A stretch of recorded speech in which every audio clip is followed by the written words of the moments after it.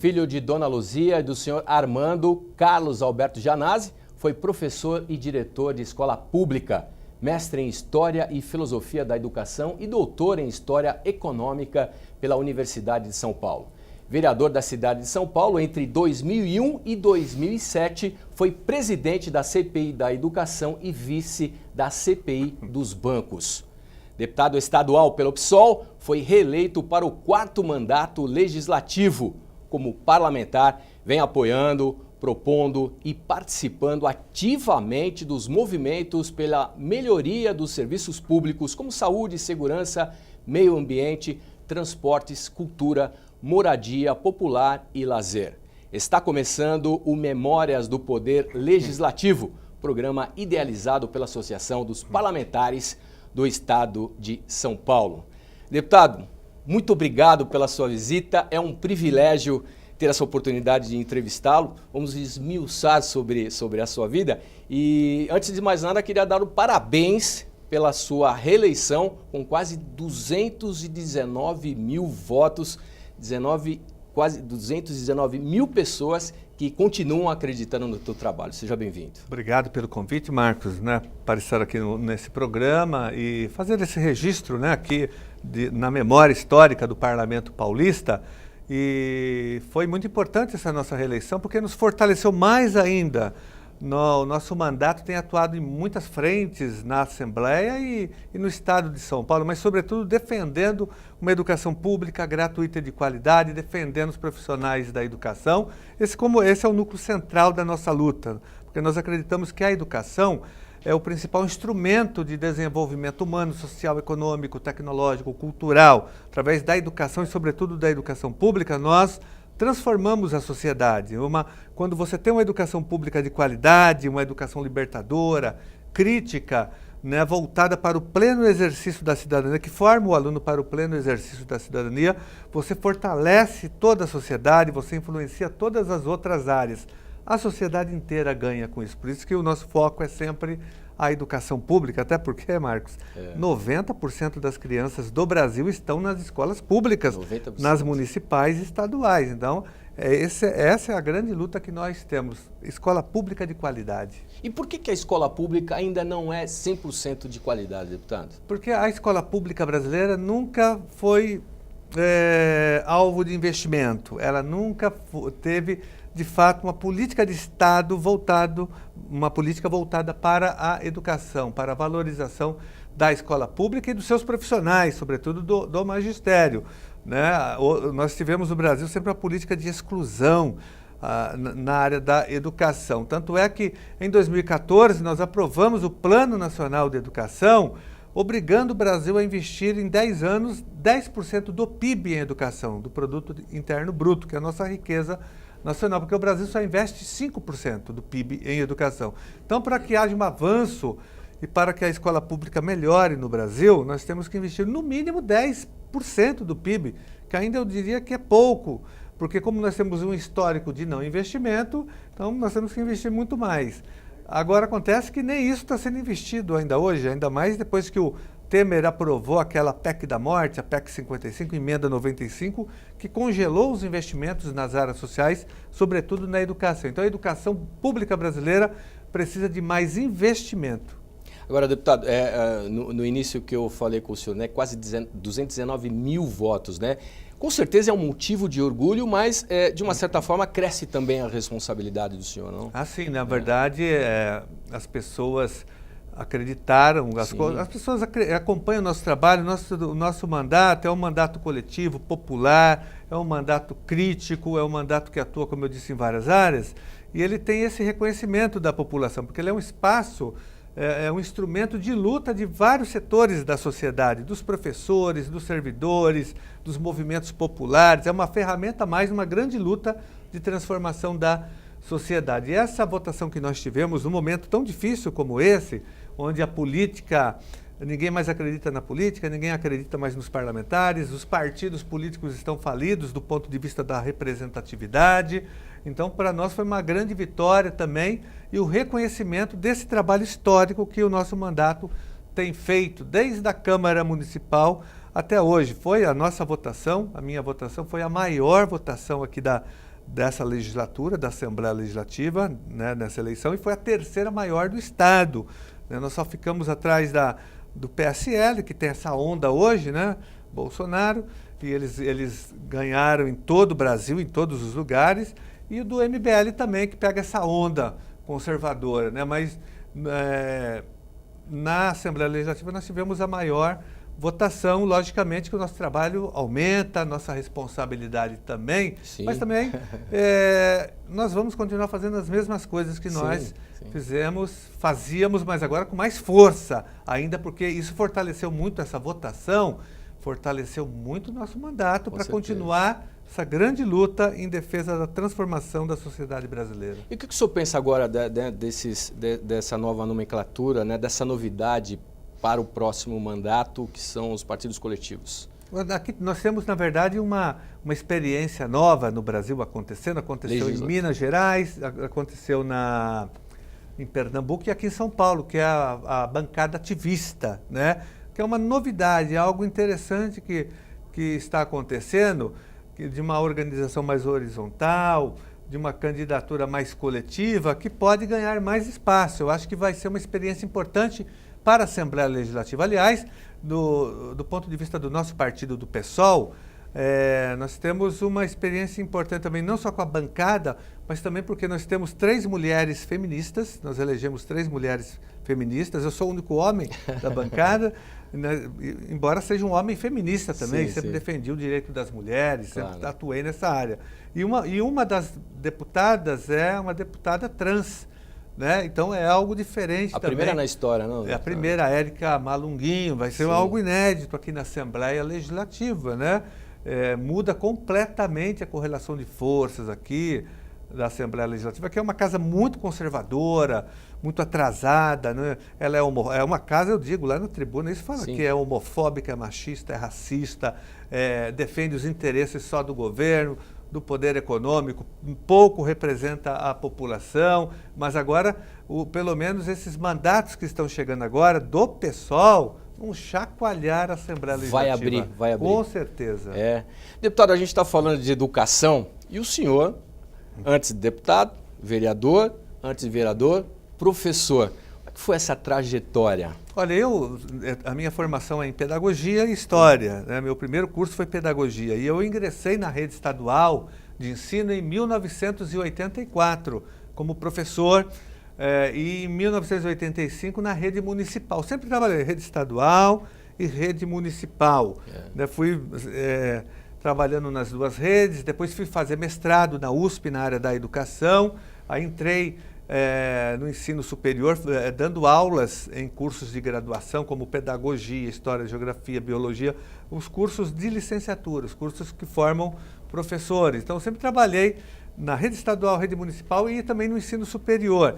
Depois fiz concurso para ser diretor de escola, trabalhei mais de 20 anos na rede estadual e depois fiquei mais tempo na rede municipal, fiz concurso, eu era professor de história e fiz concurso para ser professor para ser diretor de escola. E aí passei no concurso, assumi em 1997 a direção da escola Miguel Vieira Ferreira, na cidade de Dutra, ali na região da Capela do Socorro, a região onde eu nasci. Onde o senhor nasceu lá, né? Nasci lá, Capela do Socorro, praticamente, me criei ali, trabalhei, militei, minha formação política foi toda na região da Capela do Socorro, Grajaú, Parelheiros, Campo Limpo, Capão Redondo, toda aquela região ali que eu atuei como educador, como militante das áreas sociais. Então, aquela região é muito importante na minha vida, ali é a minha raiz, né? Logicamente que hoje, como deputado estadual, atuo em todo o estado, mas a raiz a gente nunca esquece, a raiz estou sempre lá, faço vários movimentos lá, então eu sou ali, Jardim Primavera, nasci no Jardim Primavera, que é um bairro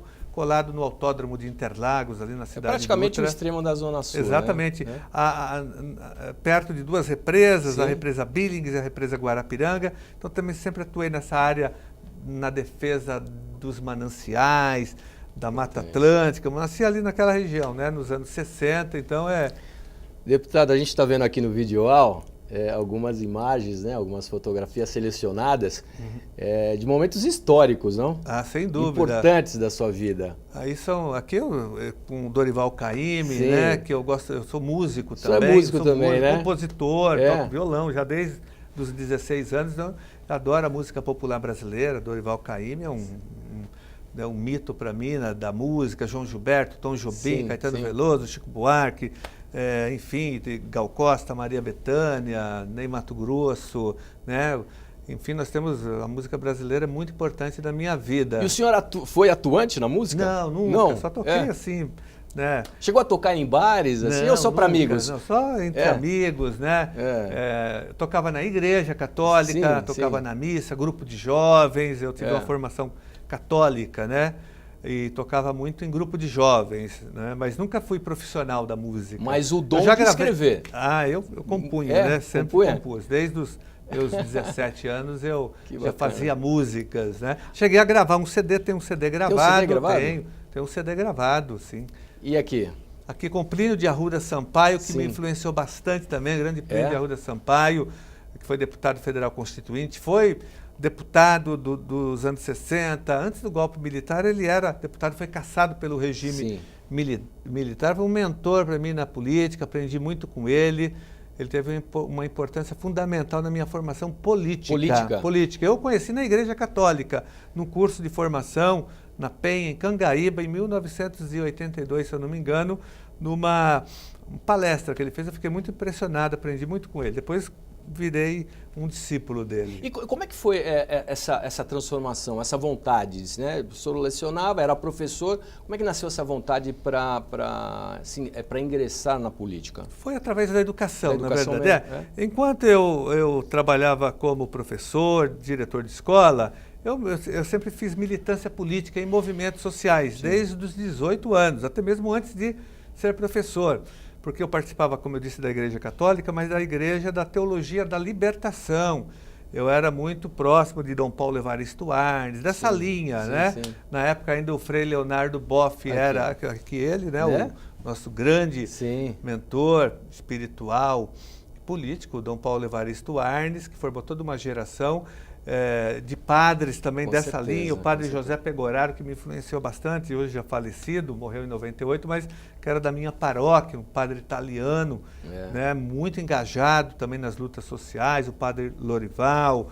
Eram os padres da teologia da libertação, do movimento Fé e Política, dizendo que o cristão tem que ter engajamento político e social, combatendo as injustiças, né, atacando as desigualdades sociais e econômicas do país, né? Não basta só ficar na igreja, tem que ter uma ação contra a injustiça social.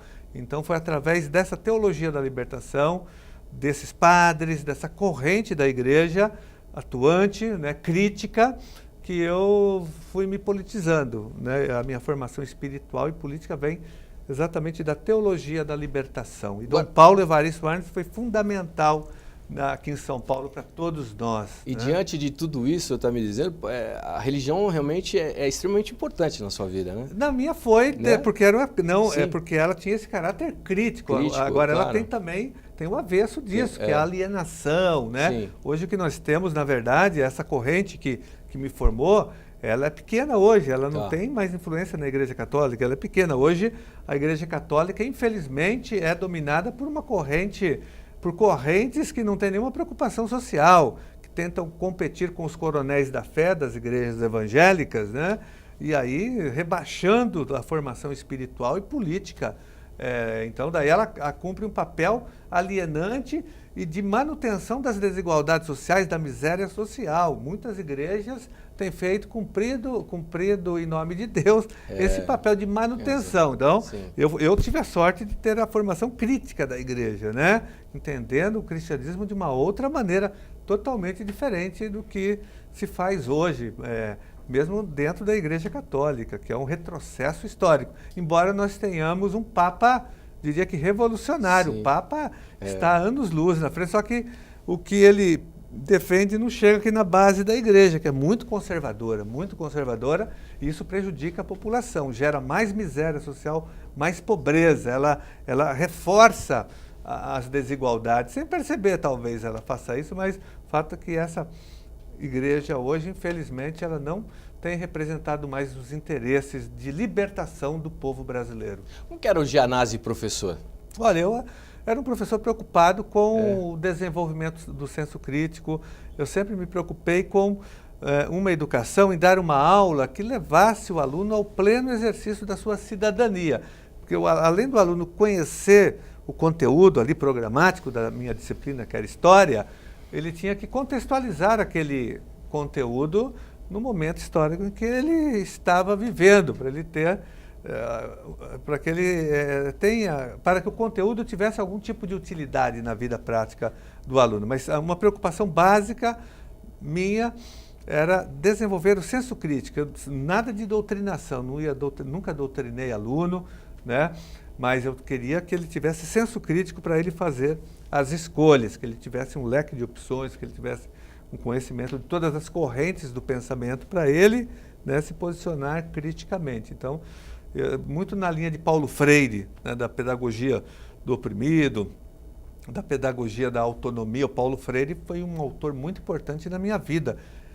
Mesmo antes de ser secretário da Educação, na minha formação, quando eu fiz pedagogia, eu lia muito Paulo Freire, sobretudo o livro dele, Pedagogia do Oprimido, que nesse ano faz 50 anos. Foi lançado em 68, um livro revolucionário, um divisor de águas na área da educação brasileira. Então, Paulo Freire e Dom Paulo Evaristo Arnes, dois Paulos importantes na minha formação política. E o senhor levou isso para vereador? Como é que se construíram as suas ideias para briga, para luta, realmente para brigar pela sociedade como vereador? Olha, como eu falo o seguinte, quem trabalha com educação, quem trabalha em escola pública, escola particular também, mas quem trabalha em sala de aula, quem trabalha no ensino fundamental, no ensino médio, na educação infantil, nós professores, nós educadores e educadoras, estamos expostos o tempo todo.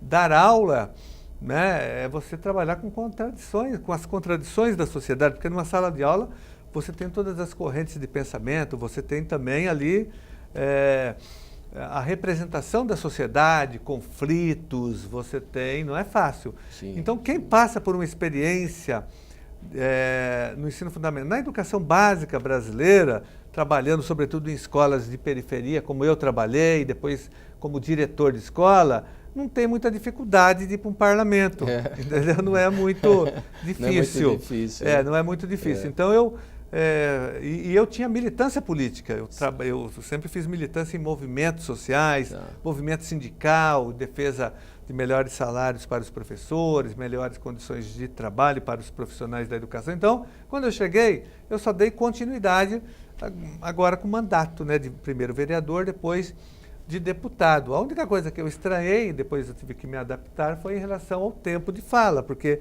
em sala de aula eu tinha 45, 50 minutos para dar uma aula de história, né? Quando eu chego no parlamento, eu tinha 5 minutos para fazer um pronunciamento. Eu tive que ter poder de síntese, né? Que eu não tinha, numa aula eu tinha mais tempo. Então isso eu fui aprendendo ao longo dos anos, né? Eu até brinco que eu falo que eu tive, como professor, tinha 45 minutos para falar, depois na Câmara Municipal 5 minutos, aqui na Assembleia também, e depois eu tive a experiência de ser candidato a prefeito da cidade de São Paulo pelo PSOL em 2012, e aí tinha que ir para debate de televisão, e debate de televisão, da Bandeirantes, da TV Cultura, eu tinha 30 segundos para defender, então eu fui diminuindo, né, 45, 5, depois 30 segundos, às vezes 45 segundos, então eu fui me adaptando, né? A ter um poder maior de síntese. Como é que foi essa experiência como candidato a prefeito? Não, foi muito importante. Na época eu fui eleito pela convenção do PSOL e fiz muitos debates, foi bem interessante, eu aprendi muito. Imagina. E dei uma contribuição, eu digo que importante, uma contribuição crítica para o debate. Agora, você saiu exatamente... Até propostas que eu apresentei em 2012... foram depois aproveitados. O Haddad, por exemplo, que venceu essa eleição, 2012, ele aproveitou uma ideia minha que eu tinha lançado, inclusive nos debates, de fechar a Paulista para lazer aos domingos. Eu ia mais longe, eu queria também fechar uma parte da Augusta no período noturno. Vai ter que fechar a Augusta também na noite de sábado, porque a Augusta é um ponto cultural à noite. Não podia ter carro na Augusta, né? A não ser para quem mora lá, para quem trabalha, mas tinha que ser também. Mas aí o Haddad, no último ano do governo dele, ele implantou o projeto, que hoje é um projeto vitorioso. Né, mas eu lembro que eu falava no programa, estava no meu programa de governo municipal. Então, algumas ideias que eu lancei foram absorvidas pelo pelo candidato, depois prefeito Haddad. Agora, quando vereador, quando que o senhor sentiu a necessidade e disse assim, bom, esse mundo está pequeno, eu preciso ampliar os horizontes e aí canalizar para a campanha como deputado? Isso foi na época da construção do PSOL, na verdade, não foi uma necessidade minha. Eu queria ficar na Câmara Municipal, porque eu tenho um trabalho, eu tenho até hoje, embora não esteja na Câmara Municipal, com os professores da rede municipal de São Paulo, que eu sou um professor municipal também, era da rede estadual, mas municipal, na época eu era diretor de escola da rede municipal, da MF Miguel Vieira Ferreira, e queria continuar aquele trabalho, aprovando meus projetos que estavam tramitando na Câmara Municipal. Mas aí foi exatamente quando o PSOL foi formado e era importante que o PSOL tivesse representação na Assembleia Legislativa. Foi nesse momento que o PSOL me requisitou. Na época, quem fez um pedido para que eu viesse foi o Plínio de Arruda Sampaio e a presidente nacional do PSOL da época, a ex-senadora Heloísa Helena. Então, aí eu vim, nós fizemos um debate com o nosso mandato coletivo e consultamos vários setores que compunham o mandato também fora do nosso gabinete, e aí houve realmente essa indicação de que nós tentássemos ocupar um espaço na Assembleia Legislativa. Como vereador, o senhor conseguiu se movimentar como o senhor imaginava? Eu tive algumas dificuldades, porque eu tive uma experiência muito diferente, porque eu fui eleito em 2000, assumi em 2001, era do PT na época, eu fui fundador do PT, entrei no PT em 1980, com 18 anos, fiquei até 2005, né? E em 2001 assumi como vereador, época em que a Marta Suplicy foi eleita também. Éramos a maior bancada da Câmara Municipal, a bancada do PT, só que a Marta Suplicy apresentou um projeto de lei reduzindo as verbas da educação de 30% para 25%. E aí eu votei contra o projeto. Logicamente que eu, como professor, educador, só tinha que votar contra o projeto, tinha que ser coerente com a minha luta em defesa da educação pública, né? Independente da bandeira, né? Independentemente do partido. Agora, né? O partido também estava traindo a sua história, porque o PT sempre defendeu mais verbas para a educação. E ter 30% na lei orgânica foi uma conquista do magistério e da gestão da Erundina, que tinha sido do PT também, foi eleito em 88, nomeou Paulo Freire. Paulo Freire colocou lá, ajudou a aumentar o recurso da educação de 25% para 30%. Vem a Marta Suplicy, em 2001, e tira, volta aos 25%. Falei, não, isso é um erro, é uma traição, eu não vou trair, né, a história do PT, muito menos a educação municipal. E eu votei contra sozinho. Éramos em 16 vereadores, eu votei sozinho contra o meu próprio projeto do meu partido. Da minha prefeita na época, que era governista, era da base, tinha acabado de assumir ali, achando que a gente ia fazer uma grande mudança, foi uma grande decepção. E aí eu fui expulso do partido, porque inclusive aqui são cenas da minha expulsão. São cenas aqui, tem cenas aqui mostrando a minha expulsão. Logo no começo, eu mal cheguei, já fui expulso. Falei, que é isso? Né? Mas aí eu estava do lado certo da história, do lado dos professores, eu tinha que manter a coerência. Eu paguei um preço altíssimo, mas eu dormi tranquilo, né? E eu cheguei, olhei na cara dos professores, né? Mas porque se eu votasse a favor daquele projeto, eu estaria desmoralizado e também nunca teria paz com a minha consciência, não teria um sono tranquilo. Com certeza, iria... Então fui muito boicotado depois desse voto, fui marginalizado dentro do PT, eu fui expulso, voltei através de recurso, daí fiquei suspenso 2 anos, foi muito difícil a minha situação, porque eu era considerado por eles um traidor que defendeu a coerência histórica do PT e que defendeu a educação, mas com certeza eu estava do lado certo da história, eu não tenho dúvidas em relação a isso, porque a coerência é tudo. Em política tem que ter coerência, tem que ter palavra, coisa rara hoje, né? Porque hoje um partido, quando está na oposição, defende uma proposta, quando assume poder muda completamente de lado, e o outro que estava no governo, quando volta para a oposição, muda também o discurso. Isso é um absurdo, por isso que a população não acredita mais em partido político. Eu estou longe disso, né? Então nós temos palavra e coerência. Com certeza. Então tive uma experiência ruim, mas fiz muitas coisas, aprovei projetos, fiz vários enfrentamentos. A Câmara Municipal foi uma escola na minha vida política. Para eu chegar aqui na Assembleia Legislativa, eu estava muito bem já formado, porque a Câmara Municipal é uma grande escola para ir para o Congresso Nacional, para qualquer lugar. Quem passa pela Câmara Municipal já está diplomado para ser deputado estadual, senador, para ser deputado federal. Com certeza. Deputado, está muito gostoso essa conversa, mas a gente continua no próximo programa, tá bom? Muito obrigado pela sua presença. Obrigado. Espero que todos tenham gostado e o nosso bate-papo com o deputado Carlos Gianazzi do PSOL continua no próximo programa. Está terminando o Memórias do Poder Legislativo. Muito obrigado pela sua importante audiência e até o próximo programa.